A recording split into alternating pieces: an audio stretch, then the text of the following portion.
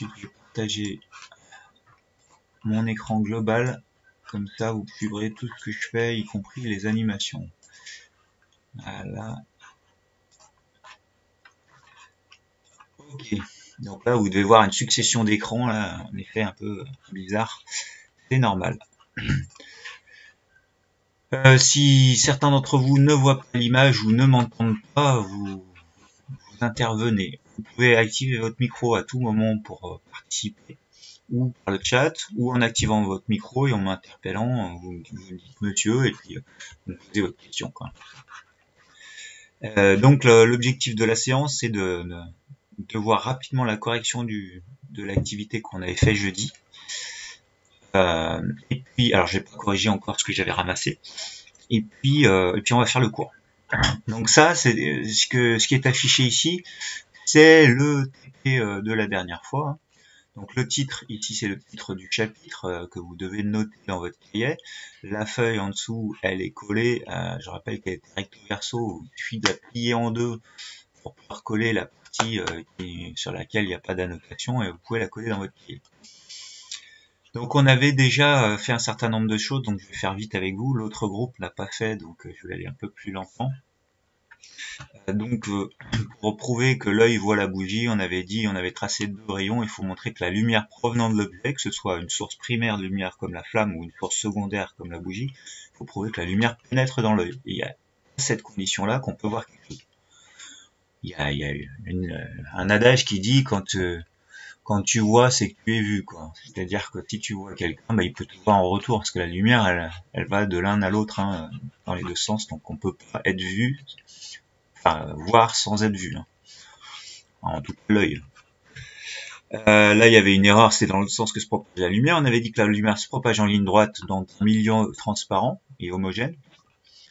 Et puis, on avait fait une petite expérience avec la pièce qui montrait qu'on voyait pas on voyait pas la pièce quand on se plaçait à cause du bord du bocal, et puis quand on mettait de l'eau, on commençait à voir la pièce. Ce phénomène-là, on l'explique grâce à la réfraction. Alors, on avait fait une petite expérience avec le laser, je vous avais emmené dans une pièce, et le laser qui provient de cet endroit-là, qui est envoyé à la surface d'un liquide, de l'eau par exemple. Alors, je vais changer de couleur parce qu'on voit rien. Bah, ce laser-là, la lumière provenait de cet endroit-là, elle était envoyée depuis ici, donc elle arrive à la surface de l'eau. Il y en avait une partie qui rebondit à la surface de l'eau, on dit qu'elle est réfléchie. Alors celui-là, c'est pas vraiment le rayon qui nous intéressera dans le programme, mais il existe. Et puis une autre partie de la lumière qui pénètre un peu plus, ici d'ailleurs, qui pénètre un peu dans l'eau. Et au lieu d'aller en ligne droite tout droit, la lumière comme ça, de suivre son chemin tout droit, et ben c'est dévié. Et ben ça, on appelle ça la réfraction. Donc, dans l'expérience d'Archimède, l'œil peut-il voir le centre de la pièce dans la figure 1, montre pourquoi tu ne vois pas la pièce. Il fallait faire ce petit rayon et puis expliquer que la lumière provenant de la pièce et se dirigeant vers l'œil est stoppée par la paroi du bocal ici. C'est stoppé, donc l'œil ne peut pas voir parce que la lumière n'arrive pas jusqu'à l'œil. Après, dans ces expériences, est-ce que le principe de propagation de la lumière de façon rectiligne est remis en cause? Au niveau du changement de milieu. Au niveau du changement de milieu, ici, on avait un changement de direction, donc c'était pas en ligne droite. Alors là, on avait déjà noté, on a le rayon incident, le rayon réfléchi de l'autre côté, et le rayon réfracté à l'intérieur. Et puis, entre tous ces rayons, là, on peut tracer une droite imaginaire sous forme de pointillé qu'on appelle la normale. Tout ça, on va le noter dans le cours après. Si je vais trop vite, vous me dites, hein, je sais plus si vous aviez eu le temps de noter tout ça, etc. C'est à noter dans votre TP. Alors, ouais, il y a peut-être une remarque. L'activité que j'ai ramassée pour certains, oui, elle sera notée sur 5. Alors, je vois qu'il y a Jessim qui nous a rejoint. Bonjour Jessim, bonjour Léo. Je vais vous noter présent. Jessim et Léo. Bonjour Stécie aussi.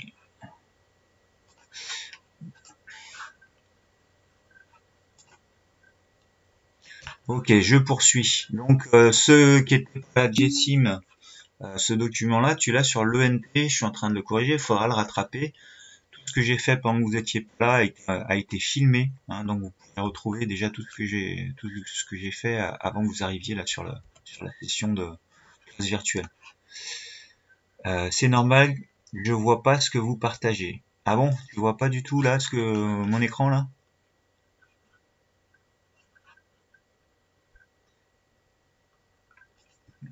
Qu'est-ce que tu vois pas? Ouais, tu vois rien. Ok, je sais pas comment faire parce que les autres voient, hein. Il y a Nord qui est en train de se connecter, je crois. Nour, pardon, mais elle est toujours par là. Toujours pas ici. Ah, Nour, bonjour Nour, ouais, elle vient d'arriver. Nour. Ok. Donc tu vois pas du tout mon écran, Stacy. Tu vas me dire si tu le vois mieux comme ça. Est-ce que tu vois quelque chose si je fais ça? Est-ce que là tu vois?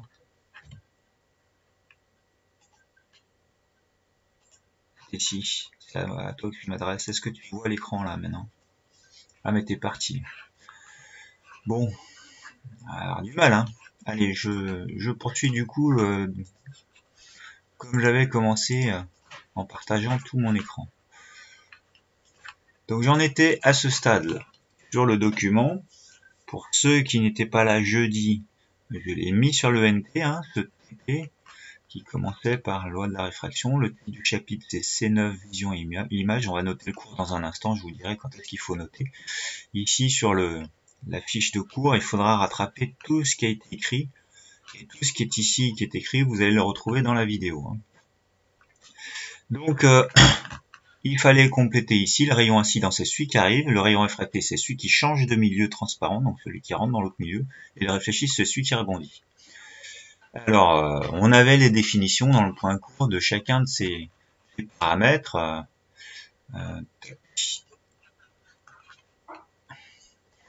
Je peux vous remontrer une animation qui montre ce phénomène-là, mais alors c'est pas celle-là que je voulais montrer, pas forcément celle-là, mais on voit que quand on change l'incidence ici, on a un rayon incident qui est ici, et puis le rayon réfléchi il est là, et là le rayon réfracté il est dans l'autre milieu.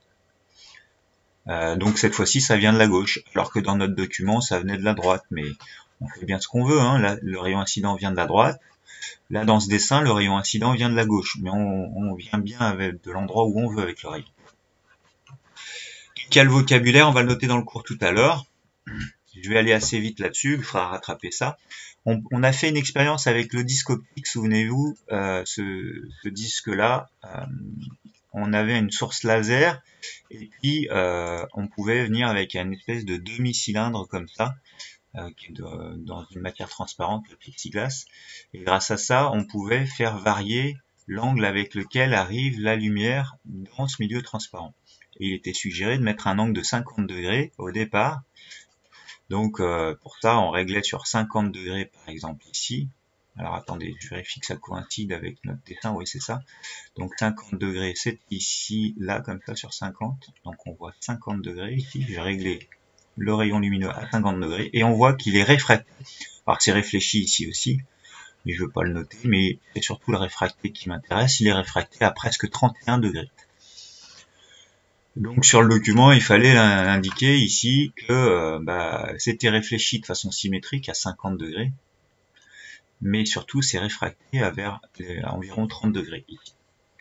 Dans la deuxième situation, on peut commencer par le plexiglas et essayer de sortir dans l'air. Alors il y a eu peut-être une remarque, je regarde un petit peu...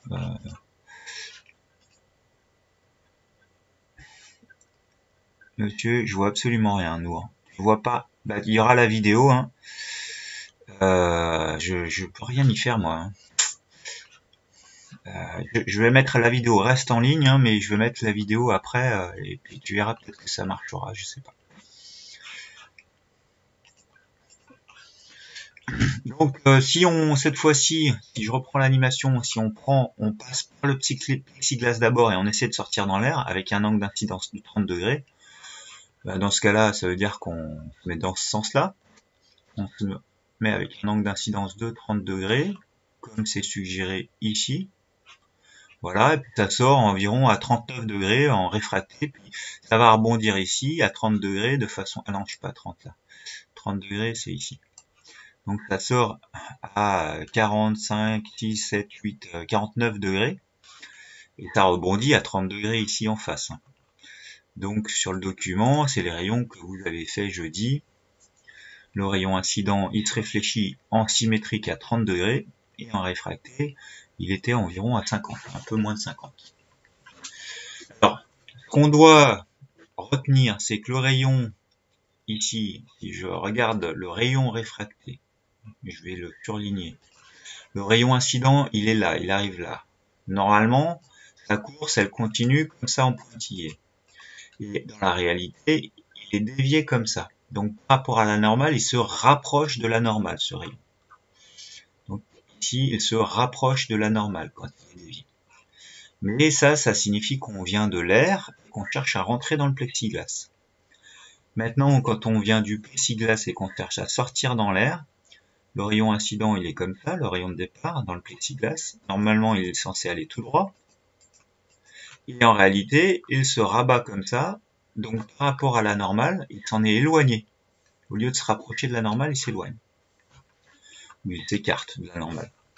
Donc, suivant si je passe de l'air au plexiglas, ça se rapproche de la normale. Ou si je passe du plexiglas à l'air, ça s'éloigne de la normale. Après, il fallait montrer qu'on pouvait voir, grâce à ce phénomène, la pièce, quand on mettait de l'eau dans la coupelle, donc on pouvait voir la pièce, eh bien, en montrant que la lumière qui peut rentrer dans l'œil, la lumière provenant du point P de la pièce, elle peut rentrer dans l'œil parce qu'elle est déviée en sortant de l'eau. Et ça s'éloigne de la normale. La normale, je ne l'ai pas tracée ici, mais elle est ici, c'est une droite imaginaire. On voit que le rayon, en passant de l'eau à l'air, il s'est éloigné de la normale, ce qui fait qu'il a pu contourner le bord de bocal, et c'est comme ça qu'on peut revoir la pièce d'eau. Donc c'est grâce à la réfraction. Ensuite, il y avait tout un travail de mesure pour vérifier la loi de la réfraction, ce qu'on va noter dans le cours tout à l'heure. Il y avait plusieurs théories. Grossetête qui disait que l'angle de réfraction, donc celui avec lequel ça sort, ici, l'angle de réfraction par rapport à la normale, il disait qu'il est toujours égal à la moitié de l'angle de d'incidence, l'angle de départ. Donc en fait, ça se réfracte avec la moitié de l'angle de départ. C'est ce qu'il lui disait, Grossetête. Kepler lui disait que le rapport de deux angles, l'angle d'incidence divisé par l'angle de réfraction, est égal à une constante. Et puis Descartes, il disait que N1, donc un chiffre qu'on appelle l'indice de réfraction, N1 fois sinus de l'angle I1 est égal à N2 fois sinus de l'angle I2. Et tout ça, il fallait qu'on vérifie ces théories. Donc cette théorie qui est un peu compliquée, qu'on va noter tout à l'heure dans le cours, elle peut se réduire au fait que le rapport des sinus de ces deux angles est constant. Pour vérifier tout ça,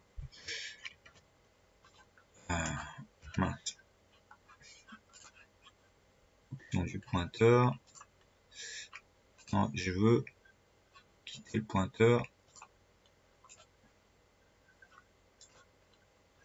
est-ce que je l'ai quitté? Ouais. Alors pour vérifier tout ça, mince, je vous montre un exemple de mesure. Donc ici on a ce tableau, il fallait régler les angles d'incidence à des valeurs prédéfinies ici. Donc 10 degrés, puis 15 degrés, puis 20 degrés, puis 25, etc.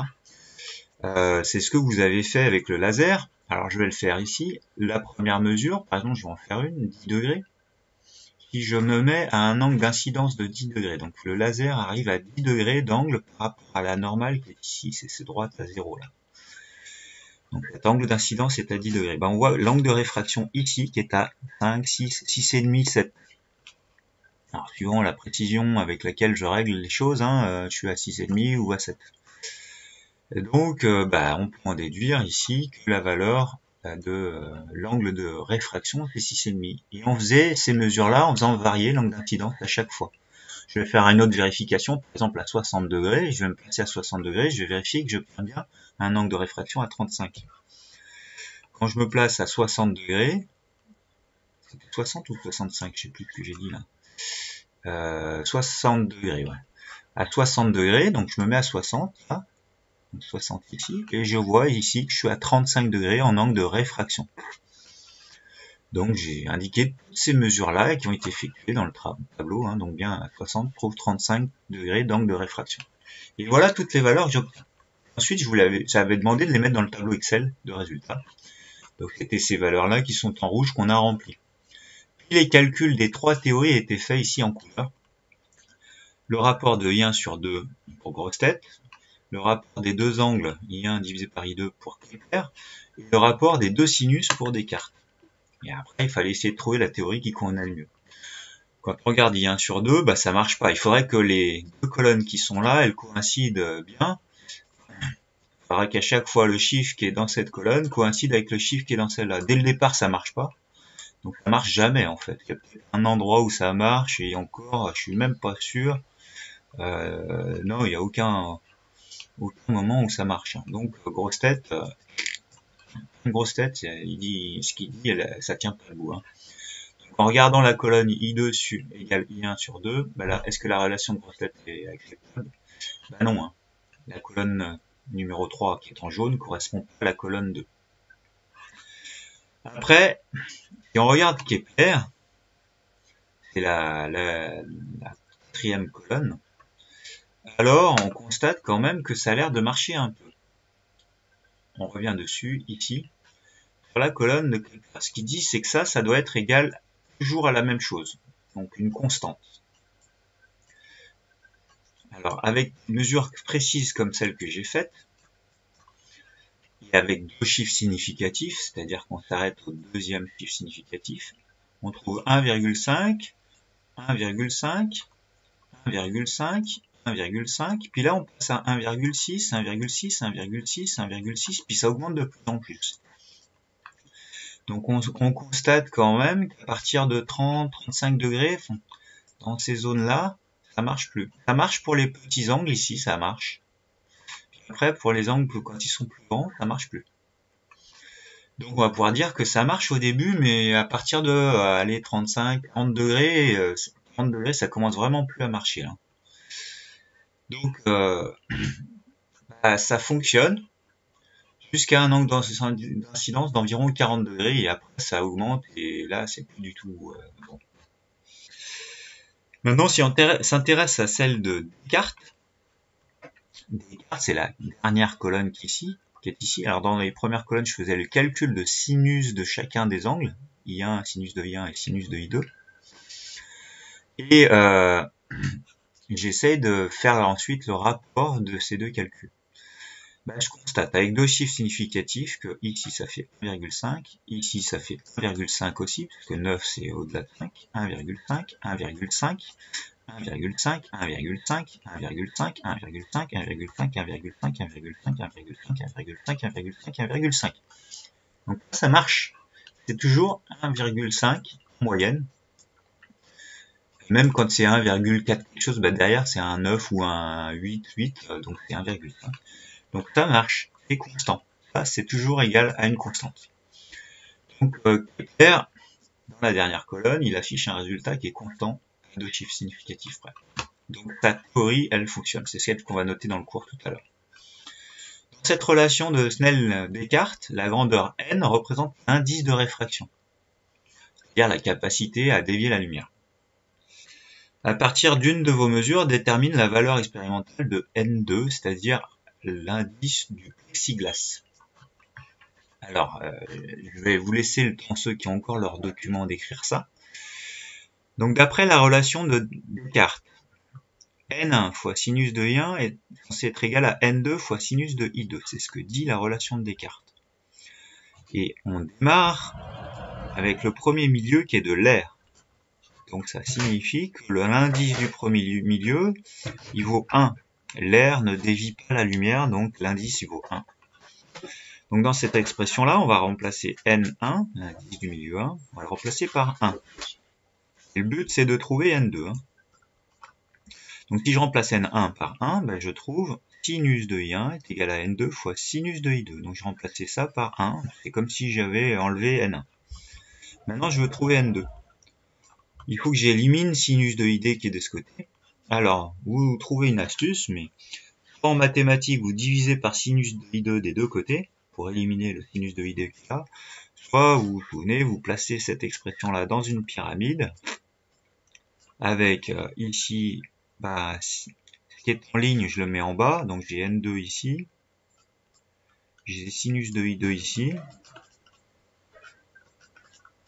et puis en haut, j'ai tout seul sinus de I1 qui était à gauche. Et j'essaye de lire N2 égale. Bah, je vois N2 égale sinus de I1 sur sinus de I2. Donc N2 égale sinus de I1 sur sinus de I2. Et donc c'est la colonne qui a été calculée dans le tableau. Et on a vu que c'était 1,5. Donc l'indice de réfraction du plexiglas, il vaut 1,5. Bon. Alors, à partir de là, vous êtes toujours avec moi là, c'est bon?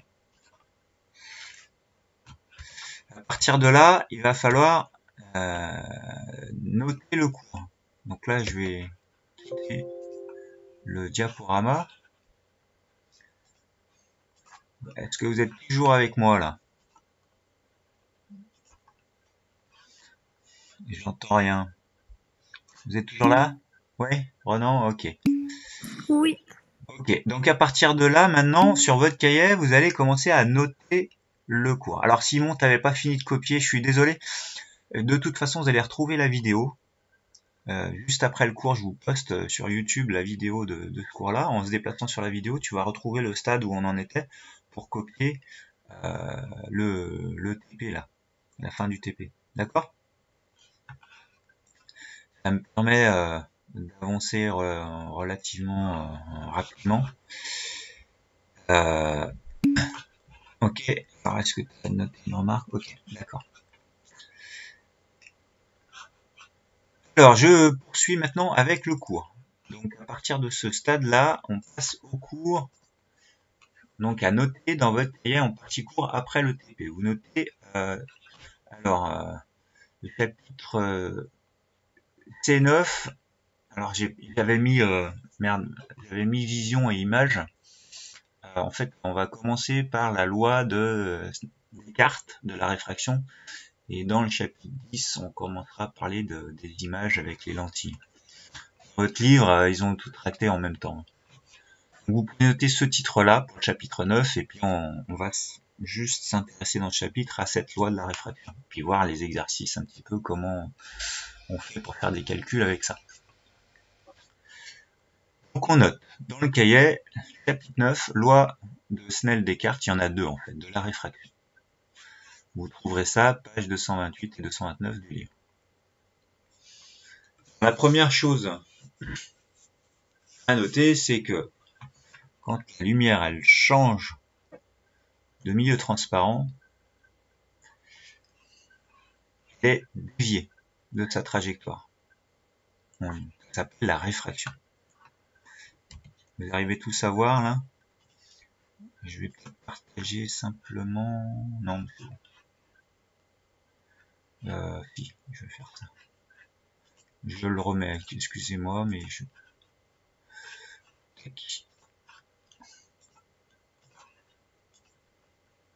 Voilà.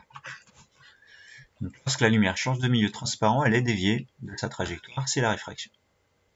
Et cette déviation a été décrite par les lois de Snell-Descartes au XVIIIe siècle, XVIIe, pardon.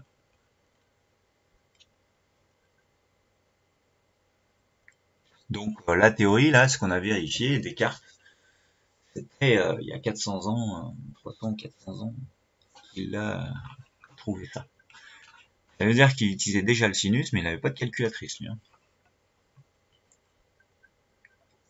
Alors, avant de voir cette relation avec des sinus, on va, dans le cours, bien définir tous les mots de vocabulaire pour pouvoir les connaître, savoir les identifier sur un schéma ou les tracer s'il faut.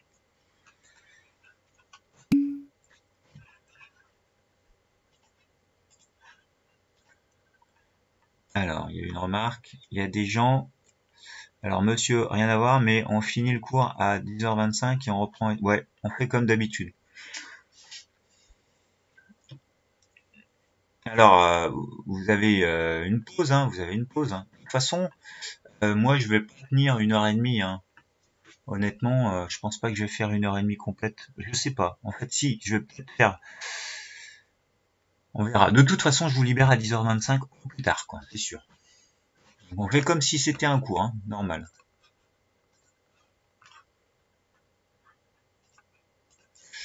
Alors, vocabulaire de la réfraction et définition. Déjà, il faut être capable de faire un petit schéma sur le côté. Alors, vous tracez un trait, vous pouvez colorer en bleu si vous voulez. Ça, c'est par exemple de l'eau ou du plastique, enfin un autre milieu transparent. Moi, j'ai fait un petit encadré en rond là, c'est pour bien isoler ça du texte. Mais vous devez faire le schéma de la situation en même temps qu'on va définir les mots de vocabulaire. Déjà, il y a une chose à savoir, c'est qu'il existe une surface de séparation entre les deux milieux. Par exemple, je peux avoir de l'air en haut et de l'eau en bas. Et ben, la surface qui les sépare, on appelle ça la surface de séparation. La surface de contact entre les deux milieux transparents. Si vous utilisez des lunettes, ben, il y a des surfaces de séparation. Hein, à l'entrée de la lunette, devant la lentille de la lunette, il y a une surface de séparation, puis il y en a une deuxième à la sortie de la lunette, après quand ça va vers l'œil. On étudiera le principe de fonctionnement d'une lunette, de ce qu'on appelle des lentilles. Ça marche grâce à ce phénomène de réfraction. C'est grâce à ça qu'on arrive à corriger la vue des gens. Donc, la surface de séparation, c'est cette surface de contact entre les deux milieux. Et puis, on peut avec un laser, mais de la nature le fait d'elle-même. Hein. Il y a un lac, par exemple, c'est une surface de séparation. Vous avez une montagne qui est derrière, ou le soleil, j'en sais rien, le soleil par exemple, ou une montagne qui envoie de la lumière aussi. Eh bien, la lumière qui provient du soleil, des nuages ou de la montagne qui est derrière, quand elle arrive sur cette surface, elle peut faire deux choses. Elle peut rebondir à la surface, mais elle peut rentrer aussi dans l'eau en se réfractant. Alors nous, on va s'intéresser à la réfraction dans ce cours, donc on va pas parler de la réflexion, mais ça rebondit aussi. Hein. Donc là, on a la lumière incidente qu'on matérialise sous forme d'un trait orienté comme ça, avec une flèche. On appelle ça un rayon de lumière. On sélectionne un de ces rayons de lumière, le voici, et il arrive à un point sur la surface de séparation. Ce rayon-là, on l'appelle le rayon incident. Et puis, lorsqu'il rentre dans l'eau, dans le système ici, comme il passe de l'air à l'eau, il se rapproche de la normale, il se plie vers le bas, et on a le rayon réfracté comme ça. Donc, il faut savoir identifier sur un schéma comme ça, le rayon incident, c'est celui que j'ai au départ, c'est celui qui arrive, donc avec la flèche on le voit bien, celui qui arrive, et le rayon réfracté, et lui, est dévié, et avec la flèche c'est celui qui ressort. J'aurais très bien pu faire un dessin, ça arrivera dans des exercices où on a le rayon incident qui arrive par le bas, et le rayon réfracté qui ressort. C'était avec la pièce de monnaie tout à l'heure. Donc il faut connaître ces deux rayons, ces deux mots de vocabulaire. Rayon incident, c'est le rayon qui arrive, il provient du premier milieu, donc avant la réfraction. Le rayon réfracté, c'est le rayon qui traverse le deuxième milieu, après réfraction de la lumière, donc qui est dévié. Je vous laisse le temps d'écrire tout ça.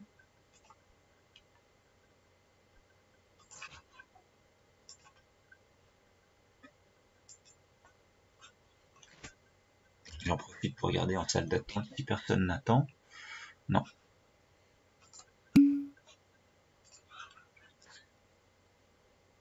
Ouais, je vais noter. Je t'ai noté absente, c'était sinon j'ai enlevé l'absence. Non, je l'ai enlevé l'absence. Je l'ai retiré. Hein.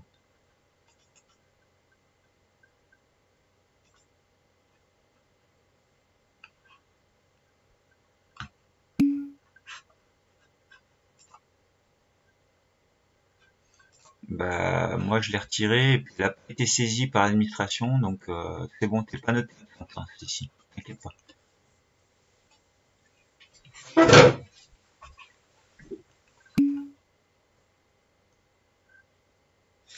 Bah, Léo, il faudra qu'il envoie un message au CPE avec le NT. Il cherche dans l'annuaire un CPE et il dit qu'il n'arrivait pas à se connecter.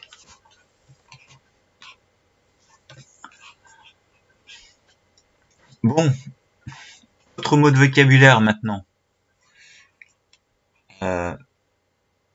Vous avez, pour repérer comment ça se dévie, il va nous falloir un repère. Et ce repère-là, on imagine une droite comme ça, qui est perpendiculaire à cette surface et qui passe par l'endroit où arrivent les rayons, là, rayon incident. Cette droite-là, ça s'appelle la normale. Normale, comme orthonormée, ça veut dire perpendiculaire. Donc, normale, c'est une droite imaginaire passant par le point où se déroule la réfraction. Et elle est perpendiculaire à la surface de séparation. Donc on pourrait faire un petit dessin. Ici, c'est un angle droit entre cette surface et cette droite imaginaire. Elle va permettre de repérer ce qu'on appelle l'angle d'incidence et l'angle de réfraction. Donc c'est les autres mots de vocabulaire qu'on va énoncer maintenant. Ici, entre la normale et le rayon incident, on a un angle. Comme en maths, on fait une espèce d'arc de cercle entre deux droites, comme ça. Cet angle, on le note I1. On dit que c'est l'angle d'incidence. Non, excusez-moi. Donc l'angle d'incidence, c'est noté I1. Je vais aller voir dans le chat après. Il correspond à l'angle entre le rayon d'incidence et la normale.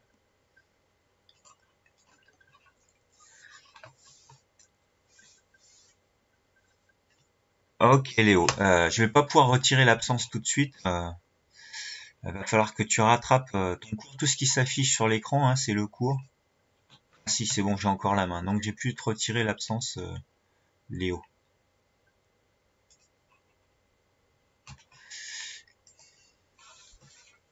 Donc Léo, tout ce qui s'affiche là, c'est le cours. Hein. Il va falloir le noter. À la limite, laisse de la place si tu veux pas perdre de temps. Fais une capture d'écran éventuellement.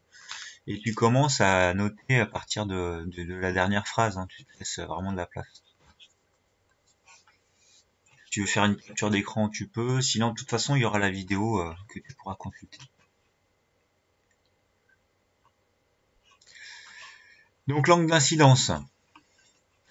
I1, c'est cet angle entre la normale et le rayon incident. Maintenant, on va voir l'angle de réfraction. On va pouvoir le repérer pareil, entre le rayon réfracté et la normale. Et on va l'appeler I2. Il est ici sous forme d'arc de cercle. Donc, il faut faire le schéma complet aussi. Sur ce schéma, on pourrait rajouter le rayon réfléchi, mais ça va surcharger un petit peu. Normalement, il rebondit de façon symétrique ici, hein, le rayon réfléchi. Mais vous le notez pas, sinon ça fait trop de choses. Mais il existe, hein, il y a une partie du rayon, de la lumière qui rebondit à la surface. C'est le rayon réfléchi. Maintenant, on parle de deux milieux. Il y a le milieu 1, c'est celui d'où provient la lumière. Comme la lumière, elle vient d'en haut, le milieu 1, il est en haut ici. Et il a un indice de réfraction qu'on va noter N1, c'est-à-dire une capacité à dévier la lumière ou pas.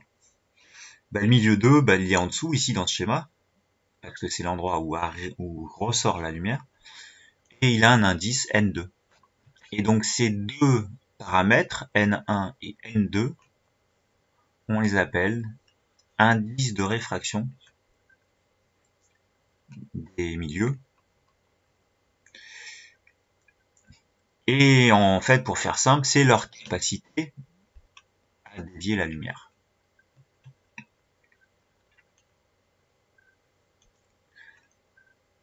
Donc ça, c'est tous les mots de vocabulaire qu'il faut être capable de repérer, de définir, de repérer sur un schéma, de tracer. Donc, faut être capable de faire tout ça, là, tout ce qui est sur ce cours, et des définitions, tout ça.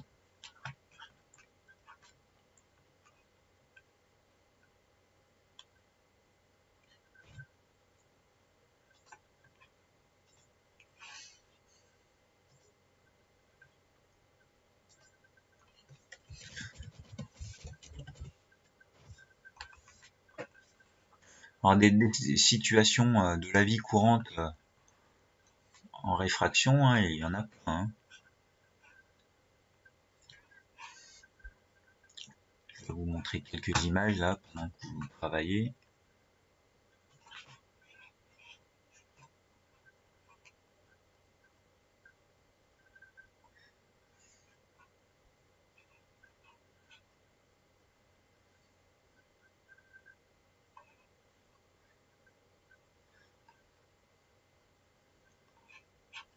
Ouais, j'en ai pas des tonnes.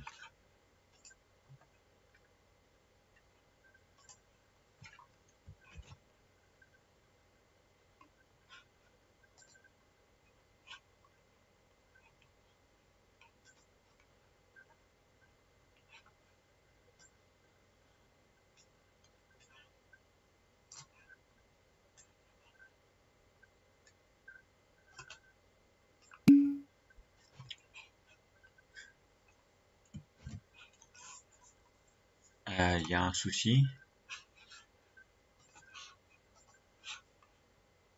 Ah, vous n'avez pas fini d'écrire. Non. Je vais vous le mettre. Ouais. Je savais pas qu'en manipulant, ça faisait déconner les choses. Ah, zut. C'est mon truc qui bug.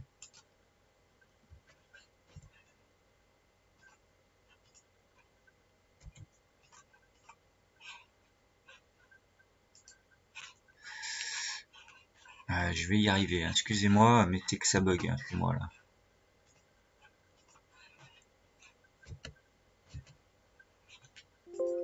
Voilà.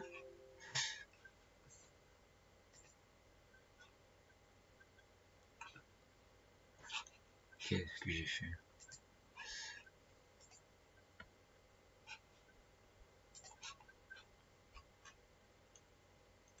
Je vous remets là tout ça.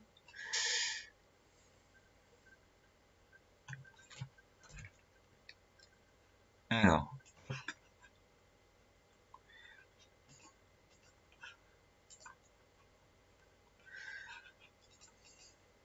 Voilà. J'ai mis en plus une petite image d'un phénomène de réfraction que vous pouvez observer chez vous. Hein. Quand on met quelque chose dans l'eau, on a l'impression que l'image elle est déformée. En fait, les rayons qui proviennent du stylo ou du pinceau à l'intérieur de l'eau, lorsqu'ils sortent de l'eau, bah, ils sont déviés par réfraction. Donc, ils n'arrivent pas au même endroit dans notre œil, enfin pas dans le même axe que les rayons qui provenaient au-dessus dans l'air.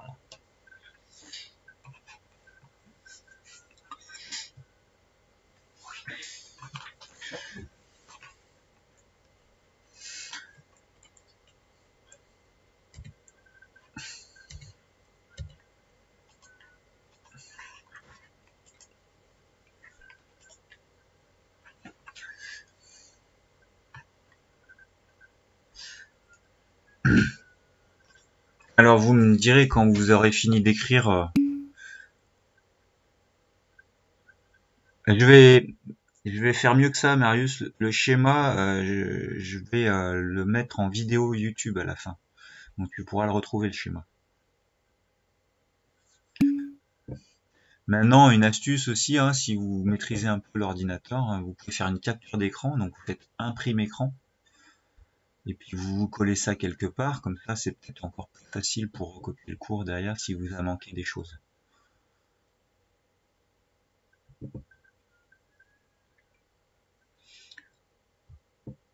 Alors, qui est-ce qui n'a pas encore terminé là? Ouais, ok.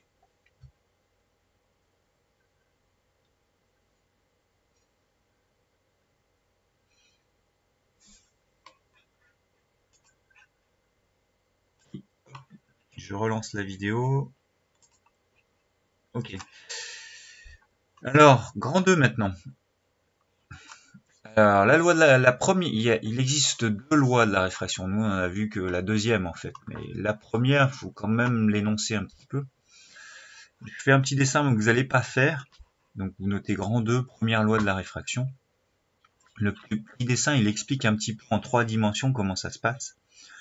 Vous ne le faites pas ce dessin. Mais quand on regarde le rayon incident, le rayon réfracté, la normale et le rayon réfléchi, en fait, ils sont tous dans un même plan, qu'on appelle le plan d'incidence. C'est-à-dire que le rayon réfléchi, il peut pas se décaler de ce plan et partir dans le décor n'importe où. Ça doit rester tout ça dans le même plan. Là, c'est juste la première loi de la réfraction. Tout se situe, tous ces rayons-là, ils sont dans un même plan. Donc le rayon réfracté appartient au même plan que la normale et rayon incident. Donc tout est dans un même plan. C'est juste ça la première loi de la réfraction. Après, la deuxième loi de la réfraction, elle est complexe là avec les sinus et on va voir comment s'en servir. Donc, grand 3, donc le grand 2 est vraiment super court. Hein. La première loi de la réfraction, le rayon réfracté appartient au même plan que la normale et le rayon incident. Maintenant, la deuxième loi de la réfraction, elle permet de prédire les angles avec lesquels ça va sortir ou de trouver les indices des différents milieux.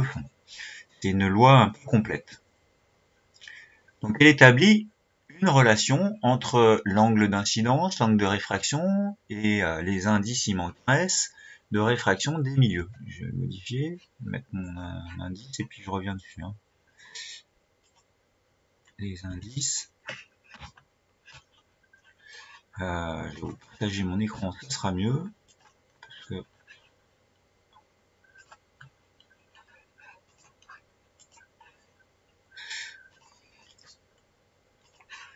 donc les indices, allez, c'est ma souris qui est capricieuse maintenant.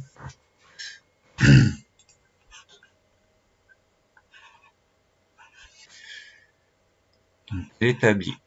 Oh là là, c'est mon ordinateur qui bug. Voilà.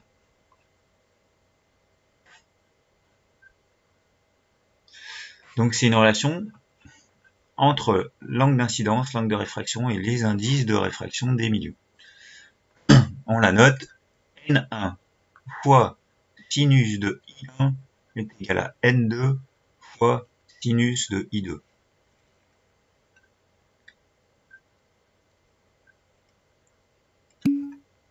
Ouais.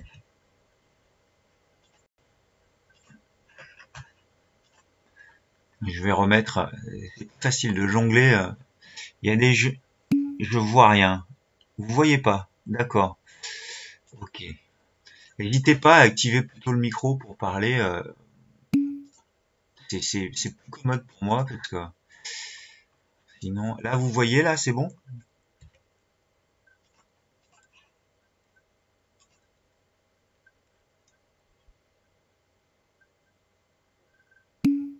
Ok.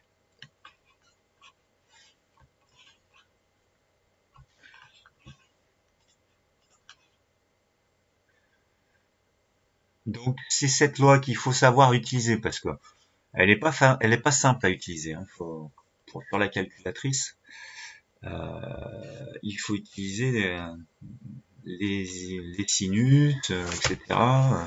Donc c'est pas des choses super simples à employer. Alors, si on veut l'utiliser dans un exemple, cette relation, si on étudie par exemple la réfraction subie par la lumière lorsqu'elle passe de l'air à l'eau, l'air ça a un indice de 1, donc ça va donner NR, c'est le premier milieu, l'air, fois sinus de l'angle de départ, l'angle d'incidence I1, égale N de l'eau fois sinus de I2. Mais comme le N de l'air il vaut 1, ça va se réduire à sinus I1 égale N de l'eau fois sinus I2. Donc quand il y a de l'air, c'est simple parce que le N il vaut 1, donc on peut l'enlever.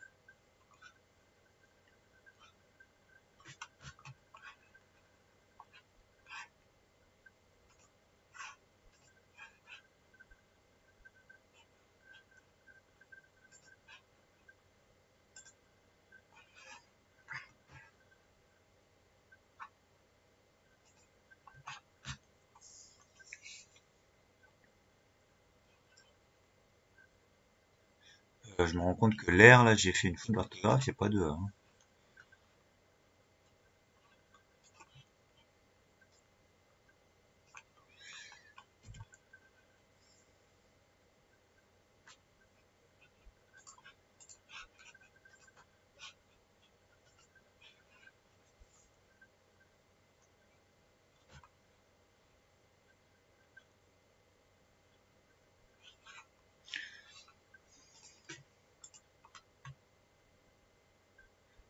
Pardon.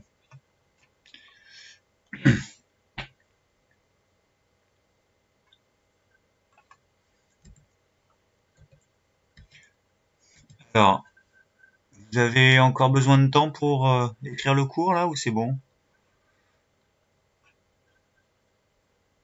C'est bon. Alors, ce qu'on va faire maintenant, je regarde, on va faire, vous êtes 11. Je vais mettre en ligne un exercice du livre à chercher. Donc, vous avez cet exercice-là, je vais l'afficher ici, à chercher. Et vous allez le chercher par groupe. Donc, je constitue les groupes et je vous laisse pendant 10 minutes. Moi, je vais passer de groupe en groupe. Alors, je vais arrêter la vidéo. Donc cet exercice-là, je vais effacer mes annotations. Donc à la première question, préciser la position de la source de laser dans ce dispositif, c'est le laser est à l'emplacement du milieu du carré 1, car c'est l'endroit où se trouve le rayon incident. La lumière est plus intense, le milieu 1 est donc en dessous. Pourquoi du carré 1 Bon, je sais pas, j'avais peut-être fait des carrés. Ça se trouve de ce côté-là. Hein. Donc de l'emplacement du liquide en fait. Hein. Ça provient de l'emplacement du liquide. Donc vous avez compris, je suis passé voir tous les groupes. Hein. Le laser, il vient de là, donc ça arrive dans ce sens-là. À la surface, il y en a une partie qui rebondit. Ça, c'est le réfléchi. Il ne va pas nous intéresser, mais il existe. Et puis, en changeant de milieu, il y a le réfracté qui est là. Alors, le réfracte. La normale, je la fais en pointillé ici. Les angles qui sont proposés, on nous dit 43,5 degrés, c'est l'angle d'incidence. Mais en fait, c'est là. 43 degrés, c'est I1. Et il vaut 43 degrés. 43,5. Et I2, c'est l'angle de réfraction, donc il est ici, I2. Et lui, il est donné à 66 degrés. Donc avec ces données, je connais I1 et I2, je connais après les indices des milieux, je vais peut-être en connaître. Le premier milieu, le milieu 1, il est là. Donc il a un indice N1, et le deuxième milieu, il est là. Il a un indice N2. Donc d'après la relation de Snell de Descartes, je vais pouvoir écrire que N1 fois sinus de I1 est égal à N2 fois sinus de I2. Sauf que dans cette histoire, N2, je le connais. N2, c'est l'air. Ici, je suis dans l'air, puisque c'est indiqué dans l'énoncé. Il y a une moitié où c'est de l'air. Et l'indice de l'air, c'est 1. Donc, on peut écrire que l'indice... Alors, déjà, on va, d'après cette expression, le sinus de I1, on va le faire passer de l'autre côté. Pour le faire passer de l'autre côté, je divise à gauche et à droite par sinus de I1. Alors, on va voir ça dans le cours demain. Hein. On apprendra toutes les relations pour calculer les paramètres. Si je divise à gauche et à droite par sinus de I1, il y a un endroit où ça va simplifier, c'est à gauche. Parce que je l'ai en haut et je l'ai en bas, ça simplifie. Je me retrouve avec N1 est égal à N de l'air fois sinus de I2 sur sinus de I1. C'est-à-dire N2 fois sinus I2 sur sinus de I1. En fait, le sinus de I1 est passé en bas à droite. Alors, je vais effacer mes annotations là. Il est passé en bas à droite, sinus de I1. Et je vais pouvoir maintenant calculer parce que je connais toutes les valeurs. Il me reste quelques minutes. Vous recopiez bien la correction dans votre cahier en partie exo. Hein. Ça aussi, ça fera partie des choses que je vérifie dans vos cahiers. À la rentrée quand on se revoit. Hein. Donc, maintenant, le N de l'air, c'est 1. Sinus de I2 c'est 43, c'est 66. I1, c'est 43,5. Donc, je vais remplacer par les valeurs. Et puis, Maintenant, j'ai plus qu'à utiliser ma calculatrice. Alors, la touche sinus de la calculatrice, hein, vous l'avez quelque part. Hein. Je veux pas vous la prendre. Vous marquez, vous regardez, ça où c'est marqué sinus. Et ce résultat-là, est-ce que quelqu'un l'a trouvé? Ça fait environ 1,33. 1,33, ça tombe bien, c'est un des chiffres qui est proposé. Parfait. Donc 1,33, ok. C'est donc l'eau dont il s'agit, même si elle est colorée en un peu vert, c'est de l'eau dont il s'agit. Alors pour info, cette technique-là, elle est utilisée pour plein de choses. On peut vérifier, par exemple, les apiculteurs, parce que c'est un peu mon deuxième métier, bah, ils utilisent l'indice de réfraction pour déterminer la quantité d'eau qu'il y a dans le miel.